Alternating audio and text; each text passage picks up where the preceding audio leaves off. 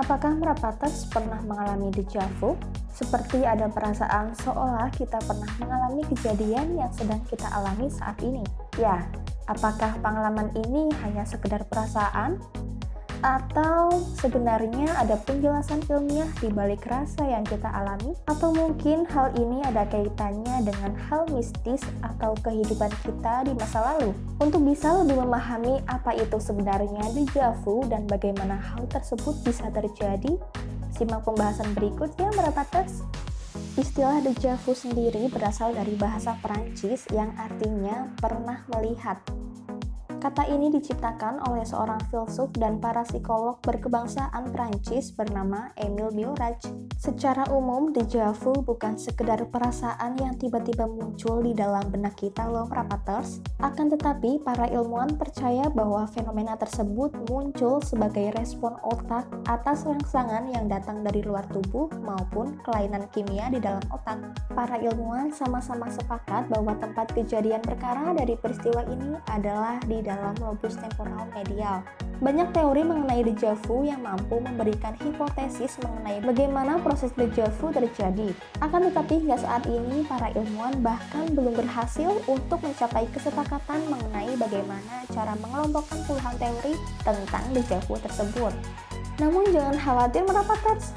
Kali ini kita akan membahas beberapa teori terkuat yang disetujui oleh para ilmuwan dalam menjelaskan terjadinya peristiwa deja vu secara ilmiah. Simak ya. Teori perhatian yang terbagi. Teori perhatian yang terbagi diusulkan oleh seorang pria bernama Dr. Alan Brown. Teori ini mirip seperti ketika kita sedang bermain dengan telepon seluler kita. Perhatian kita terbagi pada layar ponsel dan juga kejadian di sekitar. Misalnya saja di dalam restoran, kita sedang asik dan terlalu fokus memperhatikan garpu dan tidak memperhatikan taplak meja ataupun pelayan yang jatuh. Akan tetapi begitu kesadaran kita terhadap sekitar kembali penuh, kita merasa kejadian itu baru saja terjadi. Padahal otak kita sudah merekam semua kejadian itu di dalam visi periferal di bawah kesadaran. Jadi begitu kita melihat pelayan yang terjatuh, kita merasa peristiwa itu sudah pernah terjadi sebelumnya karena memang sudah terekam dalam otak. Kita hanya terlambat menyadarinya. Teori hologram. Teori hologram ini diusulkan oleh Dr. Herman Snow. Menurutnya, beberapa fragmen kecil dari suatu memori atau pengalaman yang pernah dirasakan membuat kita seolah-olah pernah mengalami peristiwa tersebut secara keseluruhan. Misalkan kita berkunjung ke rumah teman dan melihat tablak meja yang berada di rumahnya. Kita merasa pernah mengunjungi rumah tersebut, padahal saat itu adalah pertama kalinya kita datang ke rumah tersebut, lalu dia merasa deja vu. Menurut teori ini, yang sebenarnya terjadi adalah mungkin yang pernah kita lihat hanya taplak mejanya saja, bukan seluruh kejadian. Akan tetapi, kita justru merasa akrab dengan suasana yang terjadi saat ini. Teori pemrosesan ganda.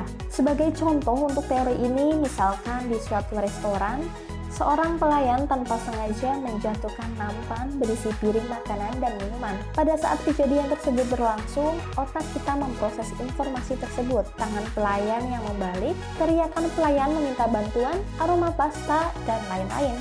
Dalam hitungan milidetik, seluruh informasi tersebut berjalan dan disinkronisasi di dalam otak, akan tetapi ada satu bagian kejadian yang lajunya terlambat. Misal, urutan kejadiannya adalah telapak pelayan terbalik, pelayan meminta bantuan, lalu aroma pasta menyebar. Akan tetapi pada deja vu, informasi yang ditangkap adalah tangan pelayan terbalik, sementara potongan kejadian pelayan meminta bantuan datang bersamaan dengan terciumnya aroma pasta. Hal ini membuat otak merespon kedua potongan kejadian bersamaan tersebut sebagai dua peristiwa terpisah hingga salah satunya terasa familiar. Merapaters, itulah beberapa penjelasan ilmiah mengenai fenomena deja vu. Teori manakah yang paling kamu percaya? Pastinya kamu sudah tahu kan bahwa deja vu bukan kemampuan supranatural.